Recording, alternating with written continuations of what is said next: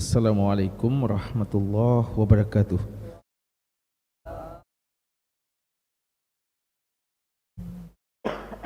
Innal hamdalillah nahmaduhu wa nasta'inuhu wa nastaghfiruh wa na'udzu billahi min syururi anfusina wa sayyiati a'malina. May yahdihillahu fala mudhillalah wa may yudlil fala hadiyalah. Wa asyhadu an la ilaha illallah wahdahu la syarikalah wa asyhadu anna Muhammadan abduhu wa rasuluh. Allahumma shalli ala Muhammadin wa ala alihi wa sahbihi wa man ihtada bi hadihi wastanna bi sunnatihi ila yaumiddin, amma ba'd.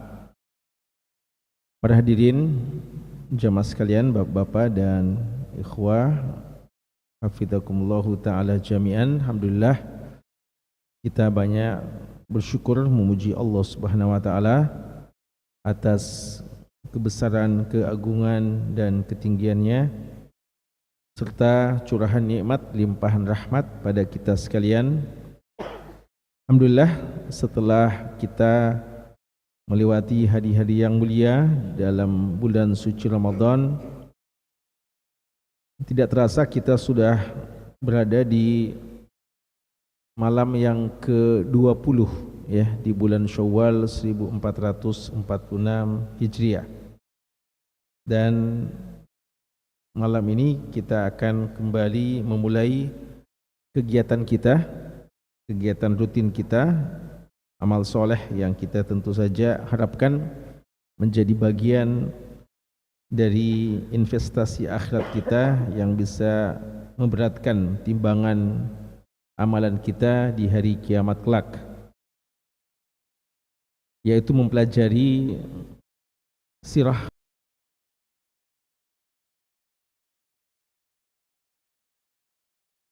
pertemuan awal. Maka tidak mengapa walaupun sudah lewat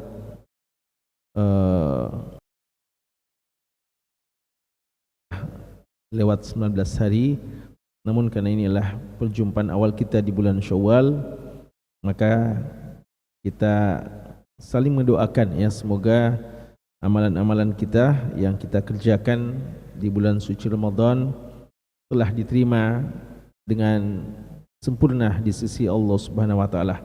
Taqabbalallahu minna wa minkum sholihal amal. Ya, semoga amal-amal soleh kita telah diterima secara sempurna di sisi Allah, dan hal-hal yang kurang, yang lalai, yang tidak sempurna, semoga Allah menyempurnakannya dan mengampuni serta memaafkan ya kelalaian dan kelemahan-kelemahan kita.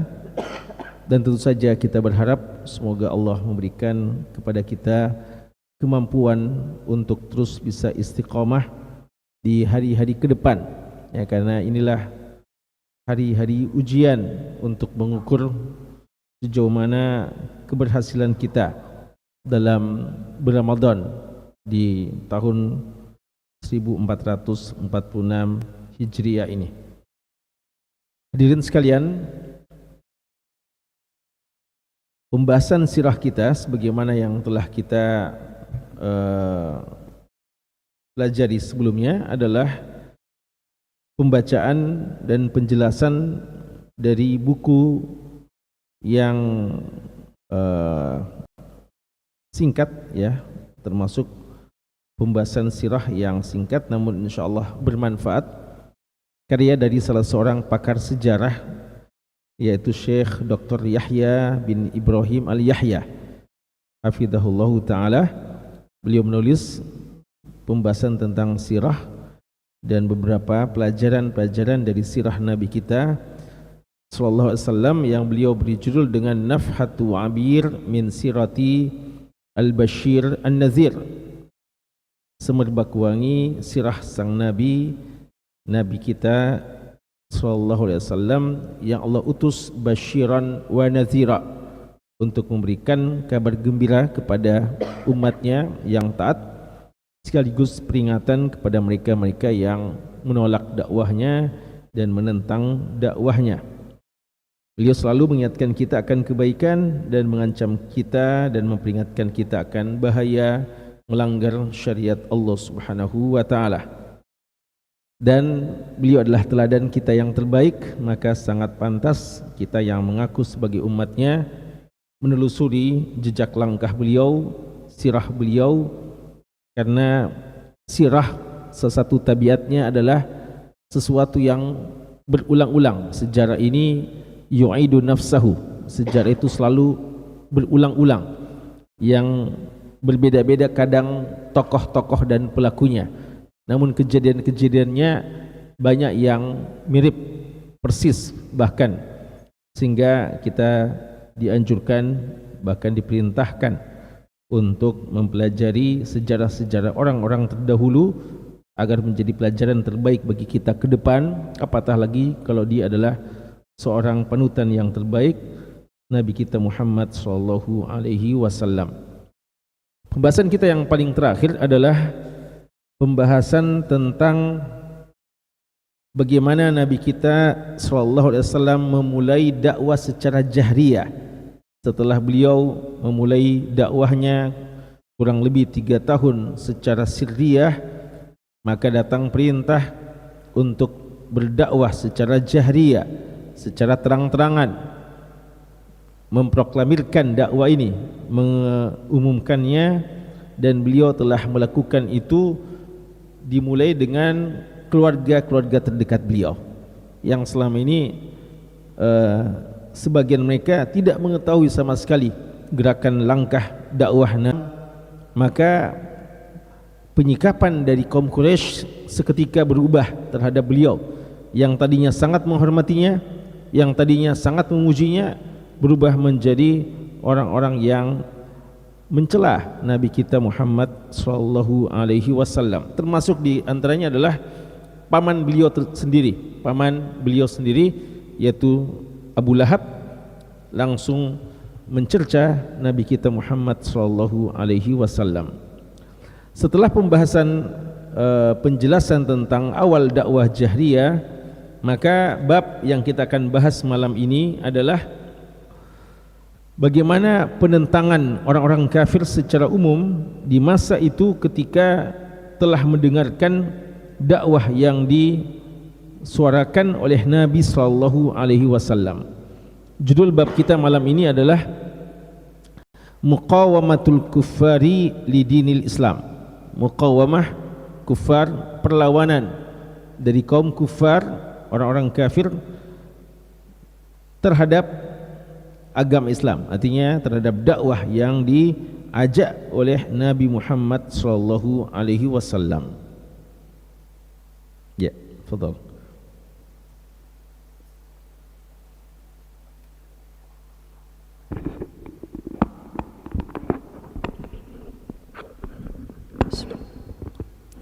Alhamdulillah wahdahu wassalatu wassalamu ala man la nabiyya ba'dahu wa ba'd. Kitab Nafhatu 'Abirin min Siratil Bashirin Nadhiri sallallahu alaihi wasallam li fadilati Syekh Dr. Yahya bin Ibrahim Al-Yahya hafizahullahu ta'ala. Qal muqawamatul kuffari li dinil Islam. أقلقت دعوة التوحيد المشركين ورأوا فيها تهديدا لوثنيتهم ولمكانتهم، فانتصبوا لعداوة الرسول صلى الله عليه وسلم ومقاومة دعوته، وحرصوا أشد الحرص على إلحاق الأذى به وبأصحابه، فبلغ ببعضهم السفه والجرأة إلى أن بصق في وجه رسول الله صلى الله عليه وسلم، ووضع آخر على ظهره صلى الله عليه وسلم سل الجزور وهو ساجد، واستهزأوا به ووصفوه بالجنود والكهانة والسحر. قال الله تعالى: وقالوا يا أيها الذي نزل عليه الذكر إنك لمجنون. وقال سبحانه: وعجبوا أن جاءهم منذر منهم وقال الكافرون هذا ساحر كذاب.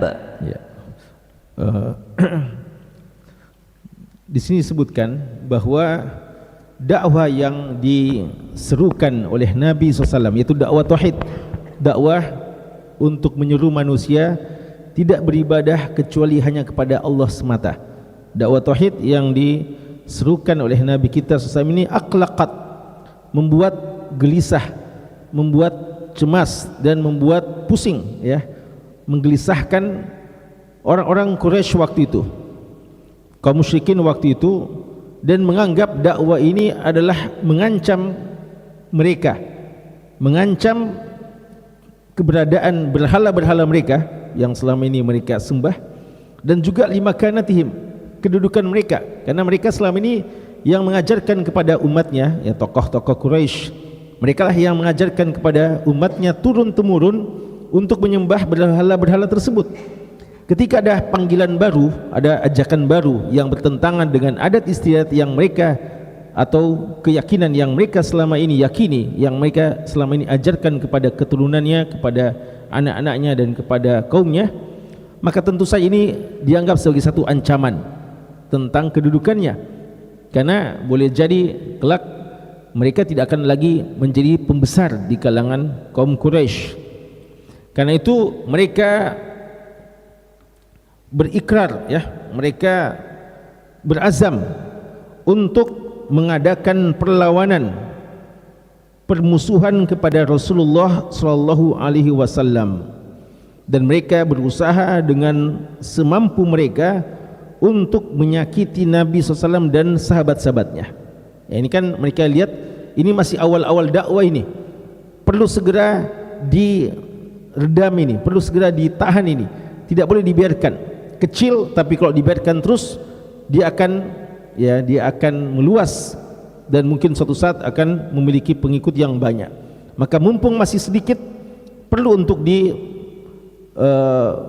dicegah dakwah Rasulullah, dan cara yang paling mudah bagi mereka waktu itu, karena mumpung masih sedikit, adalah menyakiti Nabi SAW dan para sahabat. Fikiran mereka, kalau mereka siksa Rasulullah, mereka sakiti Rasulullah dan para sahabat, maka itu akan membuat mereka jera dan tidak akan berani lagi mendakwahkan dakwah tauhid ini. Karena itu di sini katakan, maka mereka berusaha untuk melakukan segala cara menghentikan dakwah Nabi SAW. Orang-orang bodoh mereka, ya, mereka manfaat orang-orang bodoh mereka yang bisa diperalat, yang bisa dibayar, yang bisa digunakan untuk melawan dakwah Rasulullah. Ada di antara mereka yang melakukan apa? Ada di antara mereka yang sampai lancang untuk meludahi, subhanallah, meludahi wajah dari Rasulullah SAW. Dan ada yang sampai di antara mereka, nah ini walaupun tokoh-tokoh mereka juga, ya, tapi dibilang sufaha. Ya, sufaha itu orang bodoh dalam perspektif syariat. Tidak harus orang bodoh dalam artian yang rendah IQ-nya, ya, yang rendah intelijensinya, yang bodoh dalam artian tidak tahu apa-apa, tapi bodoh dalam artian adalah orang yang jahil terhadap agama, orang yang jauh dari agama dan menentang syariat. Ini dikatakan juga sebagai safih atau sufaha. Sebagian mereka, apa yang mereka lakukan? Mereka ketika melihat Nabi kita sallallahu alaihi wasallam salat dekat Ka'bah, dan pada saat beliau sujud, mereka meletakkan, atau sebagian mereka meletakkan di punggung Rasulullah SAW isi perut dari unta itu, ya. Dan pada saat itu, karena kaum muslimin masih sangat sedikit dan mereka masih sangat lemah di hadapan kaum Quraisy yang sangat banyak waktu itu, tidak ada yang berani untuk menyingkirkan, ya, hal itu dari punggung Rasulullah kecuali Fatimah, anak beliau sendiri radhiyallahu taala anha.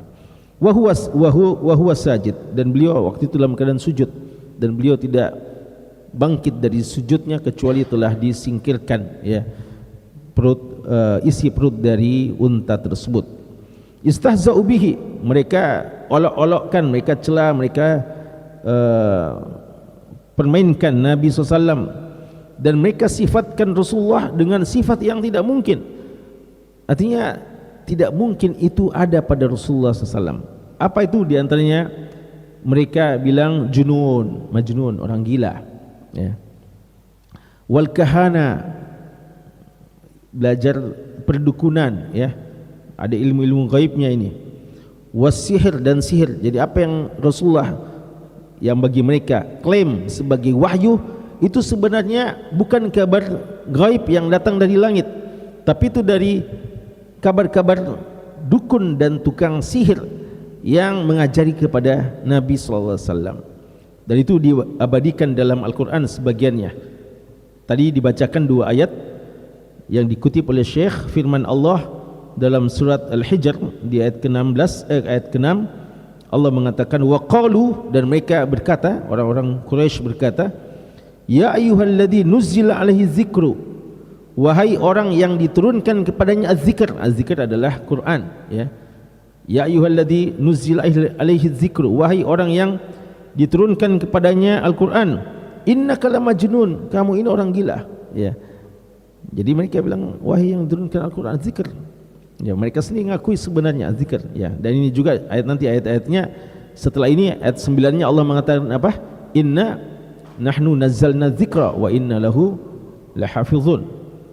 Dan juga di surat Sad ayat keempat Allah mengatakan wa'ajibu, mereka takjub, mereka heran-heran, ya, mereka terheran-heran, tidak pernah membayangkan sebelumnya, anja'ahum mundirum minhum, datang kepada mereka seorang munzir, seorang pemberi peringatan dari kalangan mereka sendiri. Mereka tidak tahu atau mereka tidak sangka bahwa kelak apa yang mereka ajarkan turun-temurun ini akan diubah. Tradisi jahiliyah ini, keyakinan-keyakinan yang rusak ini yang telah diajarkan sejak Amr bin Luhai, ya, yang mengajarkan kesyirikan pertama kali di kaum Arab.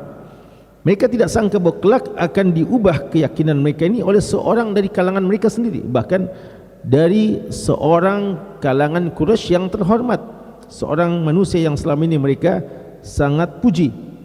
Wa qala al-kafirun, ya, maka orang-orang kafir di antara mereka mengatakan hada sahirun kadzab. Mereka bilang ini sahir, tukang sihir ini, kadzab, dan pendusta yang besar, ya. Subhanallah, mereka bilang pendusta yang besar padahal sebelumnya mereka bilang shadiq amin, ya, mereka bilang seorang yang sangat jujur, sangat terpercaya, lalu akhirnya mereka bilang kadzab, ya. Itu secara umum pada Rasulullah. Bagaimana pada para sahabat? Fadhal.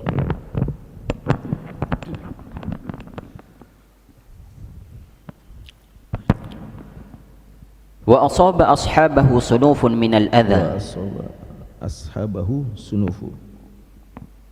وأصاب أصحابه صنوف من الأذى فأصبحوا يرون بلالا يجر في الشوارع وياسرا وسمية يعذبان حتى الموت وقد كانوا وهم في الجاهلية يأنفون الذل ويأبون الضيم ويأخذون بالثأر حتى إن من العرب من كان يثأر لقتل جمل كما في حرب البسوس أو إذلال فرس كما في حرب داحس والغبراء ولما دخلوا في الإسلام زادهم أنفة وعزة فأرادوا الانتقام والأخذ بالثأر لكن النبي صلى الله عليه وسلم أمرهم بالصبر على شدة ما ينالهم من الأذى والضرر ونهاهم عن القتال حين شكوا إليه فعن ابن عباس رضي الله عنهما أن عبد الرحمن بن عوف وأصحابا له أتوا النبي صلى الله عليه وسلم فقالوا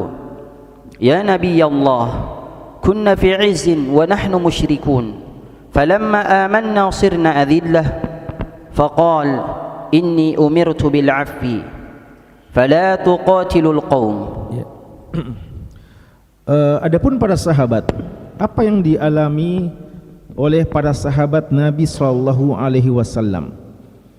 Para sahabat juga mengalami hal yang serupa dialami oleh Nabi sallallahu alaihi wasallam. Ya, kalau saja seorang Rasulullah yang merupakan seorang dari kalangan terhormat di kalangan Quraisy, mereka berani untuk menyiksa beliau, mereka berani untuk menghina beliau, apatah lagi pada sebagian sahabat yang memang sebagian sahabat itu dari kalangan kaum jelata, ya, bagi mereka, ya, dari kalangan budak bahkan, sehingga mereka sangat lancang untuk menyiksa para sahabat. Yang di sini katakan mereka mendapatkan sunuf, ya, artinya berbagai macam jenis dari al-adza, ya, hal-hal yang menyakiti mereka baik secara jiwa mereka dan juga tentu saja secara fisik, sehingga fa asbahu yarawna, ya, sehingga mereka menyaksikan, ya, para sahabat sendiri menyaksikan bagaimana seorang Bilal ditarik fi syawari, di jalan-jalan, ditarik di jalan-jalan dan disiksa untuk dia, ya, disiksa agar dia keluar dari agamanya. Para sahabat menyaksikan dengan mata kepala mereka sendiri, ya. Para sahabat langsung menyaksikan dengan mata kepala mereka sendiri bagaimana seorang Yasir dan seorang Sumayyah, suami istri, ya, Yasir dan Sumayyah, dua pasangan suami istri ini, yu'adzabani hattal maut, disiksa hingga mengalami kematiannya. Dan kita tahu ini dua pasangan suami istri sahabat yang syahid pertama, ya, Yasir dan Sumayyah istri beliau, dan juga kematiannya sangat tragis, ya, kematian yang subhanallah, ya, sulit bagi kita untuk bisa merasakan dan bagaimana membayangkan, ya, perihnya. Tapi insyaallah, ya, selama dia syahada, ya, dialah kematian yang sangat mulia. Wa qad kanu wa hum fil jahiliyah, padahal mereka dahulu di zaman jahiliyah, nah ini mereka menyaksikan bagaimana sahabat-sahabat mereka yang sudah masuk Islam diperlakukan dengan perlakuan yang sangat tidak pantas. Padahal mereka orang Arab waktu itu, waktu masa jahiliyah, mereka salah satu di antara karakter orang Arab itu ya'nafuna az-zulm, tidak mau dihina. Wa ya'buna ad-dhaim wa ya'khuduna bisar, ya, mereka tidak mau berada dalam kehinaan dan pasti membalas, ya, mereka tidak akan biarkan dirinya seperti itu, mereka akan balas, mereka akan bela dirinya. Karena itu mereka mau minta izin kepada Rasulullah, apakah bisa kami balas mereka, kami lawan mereka. Di sini Syekh sebutkan bagaimana contoh orang Arab itu memang terbiasa berperang, ya, tidak mau dihina. Hatta inna minal Arab, dulu sebagian orang Arab itu, man kana, ada di antara mereka yang membalas dendam, melawan hanya disebabkan kematian seekor untanya, ya, sebagaimana yang terjadi pada perang Basus. Perang Basus ini perang yang diceritakan terjadi antara Bani Taglib dan Bani Bakr, ya. Ini terjadi selama kurang lebih 40 tahun. Apa pemicunya? Hanya karena matinya seekor unta saja, ya. Jadi katakan bahwa Basus itu nama seorang wanita yang dari kalangan Bani Bakr, punya unta yang dibunuh oleh Kulayb, dan Kulayb itu pimpinan dari Bani Taglib, dan dia tidak mau terima hal itu. Satu ekor unta dibunuh oleh satu orang dari kalangan Bani Taglib, maka dua kabilah sampai berperang hanya karena masalah itu, ya. Jadi kalau saja hanya karena unta mereka siap berperang, dan perangnya tidak main-main, 40 tahun, ya. Kalau perang-perangan yang ada di kita ini mungkin perang harian saja, ya. Biasa ada juga di sini perang lorong-lorong, ya. Tapi biasanya mudah untuk diselesaikan. Ini sampai 40 tahun, dan pemicunya hanya ya tanda kutip hanya karena persoalan unta saja. Gimana lagi kalau yang dilecehkan, yang dibunuh seorang manusia? Tentu kalau masih menggunakan semangat jahiliyah, tentu mereka tidak akan membiarkan, pasti akan balas dendam.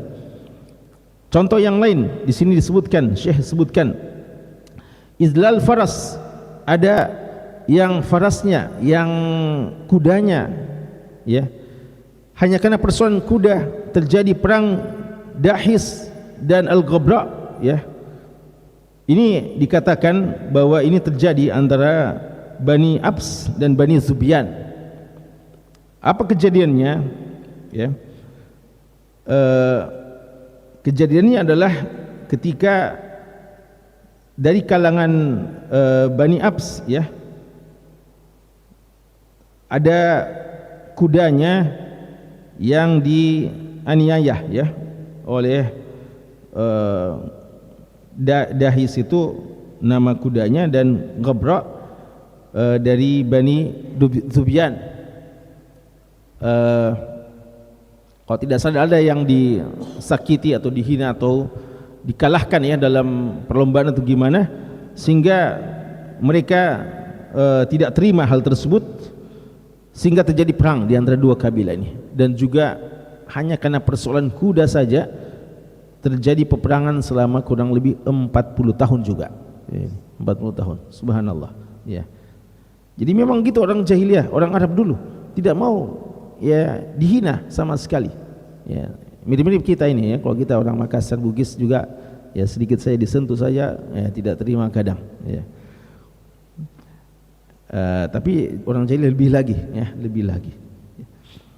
Maka khusus sekalian, di sini dikatakan walamma dakhalu fil Islam, ketika mereka sudah masuk Islam, kalau itu saja sudah ada pada mereka semangat untuk membela diri dan tidak mau dihinakan, itu mereka telah menjadi karakter dasar mereka sebelum masuk Islam.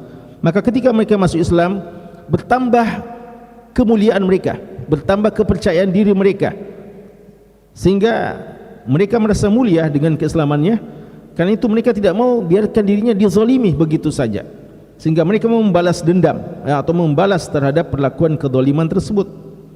Tapi waktu itu masih awal-awal dakwah ini, Nabi kita SAW menyuruh mereka bersabar ya, subhanallah. Antum lihat ya bagaimana Yasir dan keluarganya diazab atau disiksa oleh orang Quraisy. Apa kata Rasulullah? Rasul cuma bilang sabran ala Yasir fa inna mau'idakumul jannah, sabar saja ya. Dibiarkan waktu itu di depan mata Rasulullah sendiri, dibiarkan ya, dan beliau hanya mengatakan kamu akan masuk surga. Bilal juga diperlakukan seperti itu, tidak ada perlawanan yang berarti pada saat itu.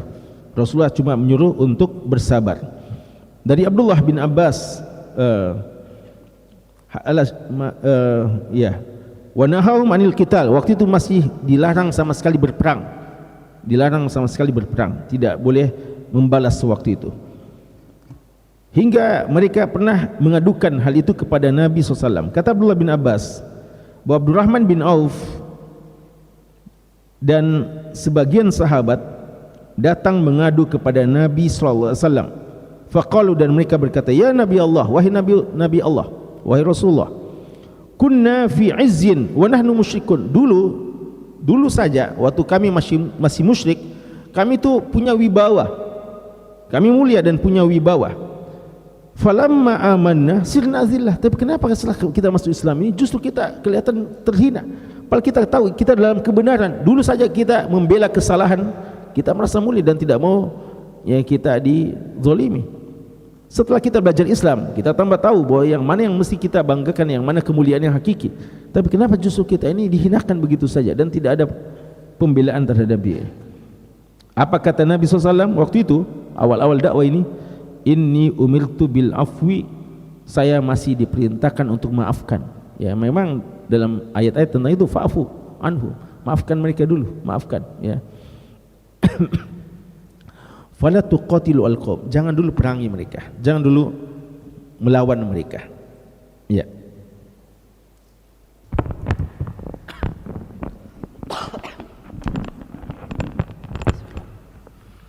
وعن خباب بن الأرد رضي الله عنه قال أتيت رسول الله صلى الله عليه وسلم وهو مضطجع تحت شجرة واضع يده تحت رأسه فقلت يا رسول الله ألا تدعو الله على هؤلاء القوم الذين قد خشينا أن يردون عن ديننا فصرف وجهه عني فتحولت إليه فصرف وجهه عني 3 مرات كل ذلك أقول له فيصرف وجهه عني فجلس في الثالثة فقال أيها الناس اتقوا الله واصبروا فوالله إن كان الرجل من المؤمنين قبلكم ليوضع المنشار على رأسه فيشق باثنين وما يرتد عن دينه اتقوا الله فإن الله فاتح لكم وصانع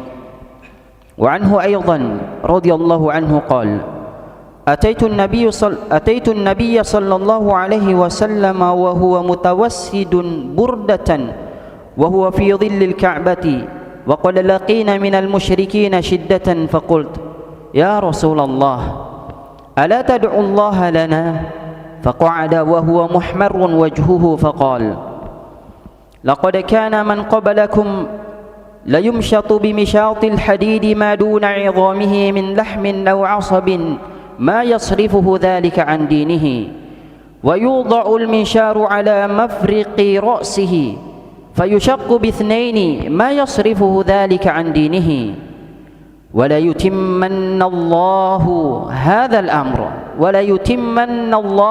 الأمر حتى يسير الراكب من صنعاء إلى حضرموت ما يخاف إلا الله وكانوا يؤمرون بالاستعانة بالصبر والصلاة قال الله تعالى واستعينوا بالصبر والصلاة وإنها لكبيرة إلا على الخاشعين.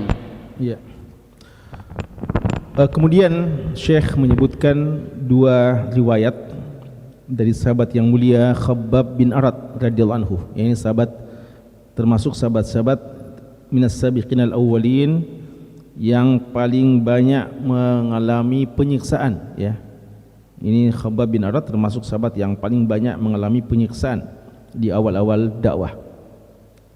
Beliau menceritakan, ataitu Rasulullah sallallahu alaihi wasallam. Saya pernah suatu hari mendatangi Rasulullah sallallahu alaihi wasallam wa huwa muttaj, dan waktu itu beliau bersandar atau berbaring di bawah naungan pohon, di bawah satu pohon, dan beliau meletakkan tangannya di bawah kepalanya, ya. Beliau bersandar.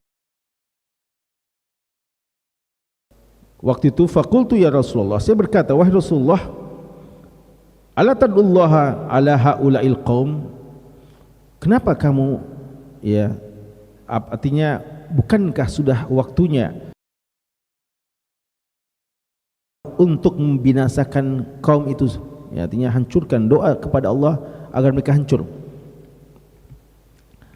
Qad khashina an yarudduna an dinina, kami khawatir jika ini dibiarkan terus menerus, mereka dibiarkan terus menerus menyiksa kita, kita tidak akan bisa bersabar, tidak akan bisa tahan, sehingga kita khawatirkan kita akan murtad, karena terpaksa murtad, disiksa sampai mau dibunuh, akhirnya terpaksa kita mengatakan apa yang mereka paksakan.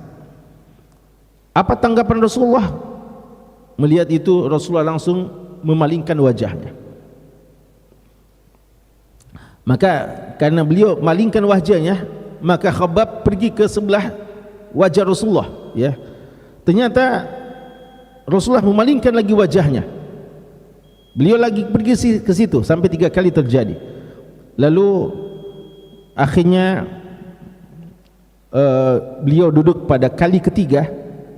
Rasulullah duduknya tadi berbaring-baring, akhirnya beliau duduk dan mengatakan ayyuhan nas. Beliau menyeru kepada sahabat, ya. Tampaknya waktu itu memang Khabbab datang tidak sendirian, ya. Beliau datang dan beberapa sahabat, tapi beliau sebagai juru bicaranya menyampaikan kepada Nabi SAW. Maka Rasulullah bersabda, ayuhan nas, wahai manusia. Beliau seru kepada para sahabat semuanya, ittaqullah, bertakwalah kepada Allah, wasbiru, dan bersabarlah. Ini perintahnya masih perintah bersabar. Fa wallahi, demi Allah, dahulu orang-orang beriman di masa-masa lalu, ini masa-masa lalu, ya. Ini nabi-nabi terdahulu, ya, seperti kalangan Ashabul Ukhdud, ya. Ada di antara mereka diletakkan minsyar itu gergaji, ya, ala ra'si, di atas kepalanya, fayushaqqu bisnaini, dibelah dua tubuhnya, ya. Wa ma yartaddu an dinihi, dan itu tidak menjadikan mereka murtad dari agamanya. Artinya apa yang kamu alami sekarang dari siksaan belum sampai pada taraf seperti digergaji sehingga terbelah dua tubuh kalian. Tadi alasannya, kami kalau disiksa terus seperti ini khawatir kami murtad, Ya, Rasulullah mau mengadakan kias, ya, kiasul aula, gimana orang terdahulu siksaannya jauh lebih berat daripada apa yang kalian rasakan, tapi mereka tidak murtad. Masa kalah dengan mereka, ya. Ittaqullah, bertakwalah kepada Allah, fa innallaha fatihun lakum wasani'. Takwalah kepada Allah karena insyaallah Allah pasti akan memenangkan kalian dan pasti Allah lakukan itu. Ini ditanamkan optimisme kemenangan suatu saat walaupun belum ditahu kapan, walaupun mungkin sebagian harus jadi korban dulu dan tidak menyaksikan kemenangan itu, tapi kemenangan datang dari Allah, pasti akan datangnya, ya. Ini diyakinkan seperti itu. Dan itu sulit dibayangkan masa itu karena jumlah mereka sangat minim dan kaum musyrikin begitu kuatnya pada saat itu. Riwayat yang kedua, beliau bilang, saya datang kepada Nabi SAW dan waktu itu beliau sedang bersandar pada kainnya di bawah naungan Ka'bah, dan kami telah merasakan begitu beratnya siksaan kaum musyrikin. Maka saya berkata, wahai Rasulullah, apakah belum saatnya kamu berdoa untuk kami ini, sahabat-sahabatmu? Lalu Rasulullah langsung duduk dan wajahnya memerah. Nah, ini sebagian ulama bilang wajahnya beliau memerah ini karena beliau habis berbaring, lalu beliau duduk, posisinya diubah dan baru bangun tidur sehingga merah wajahnya. Ataukah merahnya wajahnya beliau ini karena marah dengan permintaan yang seperti ini dan menganggap permintaan ini menunjukkan tidak sabar terhadap perjuangan, ya. Ada dua kemungkinan. Lalu beliau mengatakan, laqad kana min qablikum, dahulu sebelum kalian. Dan ini diantara manfaat kisah, ya. Makanya kenapa kita banyak baca kisah dalam Al-Quran, karena ini menjadi pelajaran bahwa apa yang kita alami dari ujian-ujian keimanan itu juga ada pada umat-umat terdahulu, ya. Beliau bilang, sebelum kalian ada yang yumshat, di sisir, ya, bimisyatil hadid, dengan sisir dari besi yang memisahkan antara tulang dan daging-daging mereka, dan itu tidak menghalangi mereka untuk tetap teguh terhadap agama mereka. Dan sebagian ada yang digergaji sehingga terbelah dua, dan itu tidak menghalangi mereka untuk tetap teguh dari agama mereka. Mereka tidak murtad, ya. Ini disebutkan dua, paling tidak sesuatu yang mungkin waktu itu belum terjadi, ya, belum terjadi di masa itu, belum terjadi di masa para sahabat. Lalu beliau menanamkan optimisme, demi Allah, bahwa Allah akan memenangkan agama ini hingga kelak akan datang satu masa di mana seorang yang berkendaraan dari Son'a ke Hadramaut, ini dua kota dari Yaman, ya. Waktu itu perjalanan dari Son'a ke Hadramaut kurang lebih dari ujung ke ujung sama masih di Yaman, tapi dari kota Son'a ke Hadramaut sekitar 5 hari 5 malam. Akan datang masa, ya, dan sebagian mengatakan ini dari negeri yang lain, ya. Artinya minimal perjalanan 5 hari 5 malam. Akan datang masa di mana orang berjalan 5 hari 5 malam tidak takut lagi gangguan apa-apa kecuali takut hanya kepada Allah. Beliau gambarkan bagaimana nanti akan kelak ketika Islam sudah menang, mereka akan merasakan keamanan yang waktu itu tidak bisa dibayangkan, karena waktu itu orang selalu terancam, ya. Dia tahu Islam akan dibunuh atau akan disiksa. Rasulullah mengatakan ini tidak akan berlangsung terus menerus, akan datang masanya kalian akan menang. Lalu mereka para sahabat diperintahkan hanya untuk bersabar dan sholat. Waktu itu bekalnya belum disuruh jihad, bekalnya hanyalah sabar dan sholat. Allah menurunkan firman-Nya dalam surat Al-Baqarah ayat ke-45, wasta'inu bis sabri was shalah. Jadikan pertolonganmu adalah sabar dan solat, wa innaha lakabirah, dialah sesuatu yang berat, illa lil khashi'in, kecuali bagi orang-orang yang khusyuk. Ya, terakhir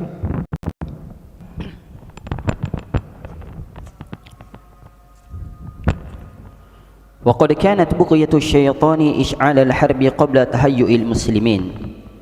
يشهد لذلك قصة الزبير بن العوام رضي الله عنه التي رواها عروة بن الزبير قال: إن أول رجل سل سيفه في الله الزبير بن العوام نفخة نفخها الشيطان، أخذ رسول الله صلى الله عليه وسلم وفي رواية فأخبر أن النبي صلى الله عليه وسلم قتل فخرج الزبير يشق الناس بسيفه والنبي صلى الله عليه وسلم بأعلى مكة قال ما لك يا زبير قال أخبرت أنك أخذ قال فصلى عليه ودعا له ولسيفه ولما ازداد أذى الكفار أذن النبي صلى الله عليه وسلم لأصحابه بالهجرة إلى الأرض الحبشة وقال لهم إن بها مالكا لا يظلم عنده أحد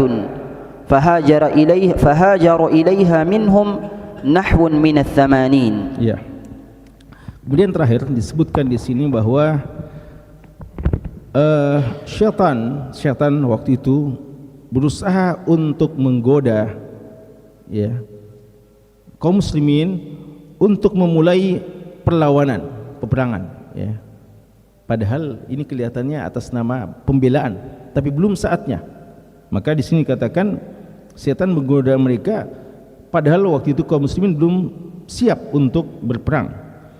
Dan itu buktinya bahwa hal ini datang dari godaan syaitan adalah kisah dari Zubair bin Awam radhiyallahu anhu yang diriwayatkan oleh Urwah bin Zubair. Beliau mengatakan bahwa orang yang pertama kali di kalangan sahabat menghunus pedangnya untuk membela agama Allah adalah Zubair bin Awam, bapak beliau ya. Zubair bin Awam sahabat yang mulia ya, suami dari Sofia ya, suami dari Asma ya, Asma saudari dari Aisyah radhiyallahu taala anha. Beliau nafakha syaitan, dibisikkan oleh syaitan. Bagaimana itu? Diberikan kabar-kabar ya, seakan-akan Rasulullah telah dibunuh. Di suatu hari dia mendengarkan seakan ada isu beredar bahwa Rasulullah telah dilukai bahkan dibunuh oleh kaum Quraisy. Maka beliau marah. Beliau keluar di tengah kerumunan orang banyak dengan menghunus pedangnya dan mau langsung menghadapi kaum Quraisy waktu itu. Dan ketahuan oleh Rasulullah yang ternyata Rasulullah alhamdulillah dan masih dalam keadaan aman dari atas ya kota Makkah. Beliau panggil Zubair, menghentikan langkah dari Zubair. Malaka ya Zubair, kenapa Zubair? Ya. Qala ukhbirtu annaka ukhidta. Saya mendengarkan kamu sudah diambil dan kamu akan diperlakukan ini dan itu. Bahkan saya dengar kamu sudah akan dibunuh atau dibunuh. Lalu Rasulullah mendoakan beliau dan mendoakan pada pedangnya ya, bahwa apa yang beliau lakukan, semangat beliau menghunus pedang untuk membela Rasulullah itu diapresiasi, didoakan bahkan, tapi disuruh untuk bersabar dulu, belum saatnya. Dan apa yang terjadi setelahnya, ternyata kaum Quraisy, kaum musuh waktu itu belum berhenti, bahkan masih terus menambah ya siksaan-siksaan mereka hingga akhirnya ada solusi sementara. Apa itu? Berhijrah ke negeri Habasyah. Ya, berhijrah ke negeri Habasyah. Dan waktu itu apa kata Rasulullah kepada sahabatnya? Beliau mengatakan di Habasyah ada seorang raja yang tidak seorang pun dizalimi di sisinya. Ya, padahal waktu itu masih Nasrani ya, Raja Najasyi. Maka berhijrahlah para sahabat, waktu itu jumlahnya 80 ya sahabat. Kisah selanjutnya adalah tentang masalah perlawanan dan hijrah dan bagaimana perjuangan selanjutnya. Ya sekira ini dulu. Wallahu taala alam. Sallallahu ala nabiyina Muhammad wa ala alihi washabbihi wasallam. Walhamdulillahi rabbil alamin.